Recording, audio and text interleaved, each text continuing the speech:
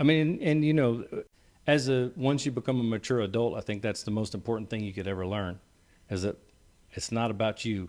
Compromise. It's not about you. Yeah, compromise. If you can learn how to live for other people and for the sake of the betterment of other people in the things that you do, it doesn't mean that you can't be successful and self-serving in a way that you can be successful. But if you're just hoarding it and treating other people like they're something else, as opposed to living a life that is outside yourself and living for your kid or for your wife or for the mentoring of other kids or helping helping the homeless, whatever, that's where you start finding true purpose. It's not really about serving yourself. Yeah. And these cats are young. So a lot of times, maybe that's the reason why you have such a high rate of success of these cats to get out, because now they're 45, not 22. Yeah. So at some point, you're just like, man, I'm too old for this mess. I know you've never seen that. You don't know any old gangbangers, right? Yeah, I do. You asking the wrong person. Yeah, I know a lot Wrong of them. show. I'm sorry, wrong show. I know a lot of them. Sorry, Wrong man. person. You know what I mean, though. So the Hope Farm, right? You're still committed to. You're still involved with working with the Hope Farm, yeah, right? absolutely. Yeah, absolutely. I just did a speaking engagement last week, and Well, what is it? What is it? Tell me about what it is first. so Hope Farm is an after-school mentorship program and they mentor children of incarcerated or murdered parents, and they mentor their mothers, the single mothers. Okay. So the mothers actually sign a contract that promises that they're not going to bring strange men in and they have all kinds of restrictions, because they're put on a path to where when we teach your kids something, we teach your sons this, when they come home, you can't demonstrate something counter to that, because they're not mature enough to understand what The that home means. has to reinforce what's being taught. So, and the mothers appreciate it because, again, they're single mothers, and it's just like a father trying to be a mother. You can't. So you have to try to cooperate and work this out. So Hope Farm acts as an accountability for the boys to grow up as men. So they're bringing in their reports. Their teachers have to fill out a separate sheet of paper that says they behaved well. It's focused. I know we've talked about this too. It's focused a lot more on conduct than it is on grades, because if you're paying attention and you're respectful, those are the things they're teaching. They'll tutor you in everything from music to art, and they have cool basketball camps and everything else, but a lot of it is manners.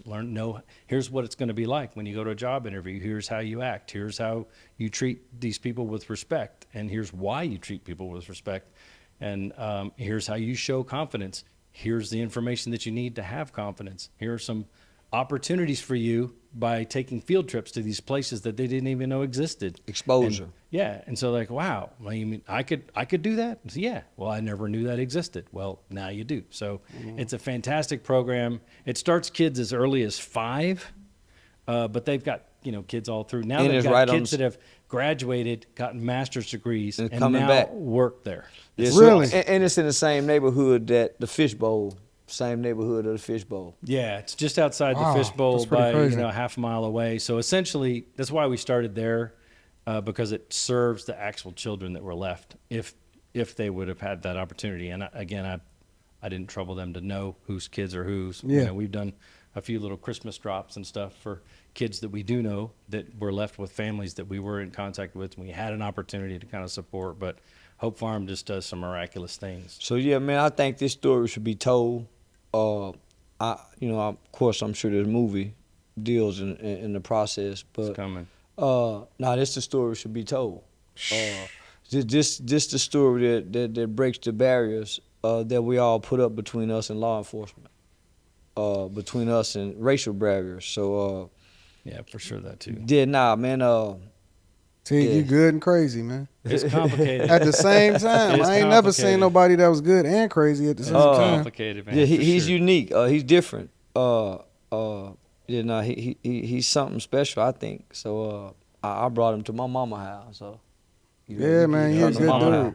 It was an Yeah. honor too. I mean, I was like, until I meet your brother and your mama, I'm not leaving here. Yeah. Even though you showed up 3 hours late, we're in there. We're in there. Yeah. I'll meet your whole family, man. It's good. Yeah. I was about ready to leave. I said, I met mama already. I'm gonna leave. You Yeah. show up whenever you want. Yeah, no, man. But I love you for that too. I appreciate that kind of trust. Means a lot to me too, Yeah. because I know what that means, and Yeah. and I wanted to show that same respect. And I really look forward to meeting your family too. It was really cool. Yeah. But no, man. To know, and then even one of the guys in the fishbowl, you know, I used to make a lot of comments about this guy, but he was one of the smartest ones to kind of write a book, and so I've met quite a few of them guys, and I told him I would always say, man, the white police officer was the smartest one out of all of them to write a book and detail the experience. And if any of those guys were to write a book, it could bring them some economic relief. Yeah. And you know, kind of change the trajectory of their lives as well, and their children's. It's a great story. Well, thank you. Most people think it was made up. If I had known you, I would think that, man, they made this up.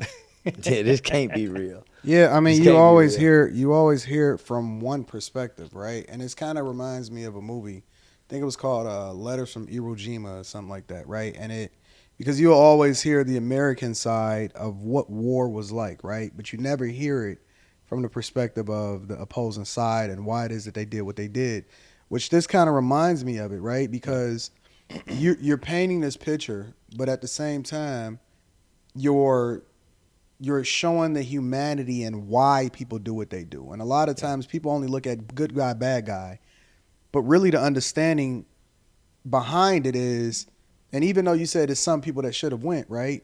But you developed a friendship, and you can't develop a friendship with somebody that don't have, Right.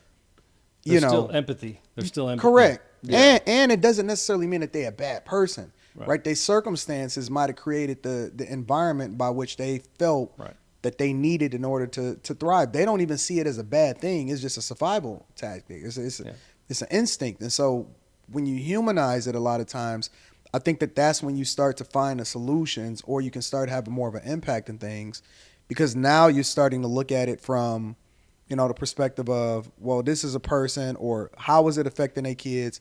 Whereas everybody went home, right? They prosecute, they go to jail.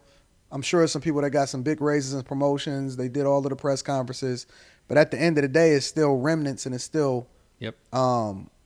Still work to do. things that came along with that people are not paying attention to anymore, Right. because they did it for their own selfish reasons. Yeah.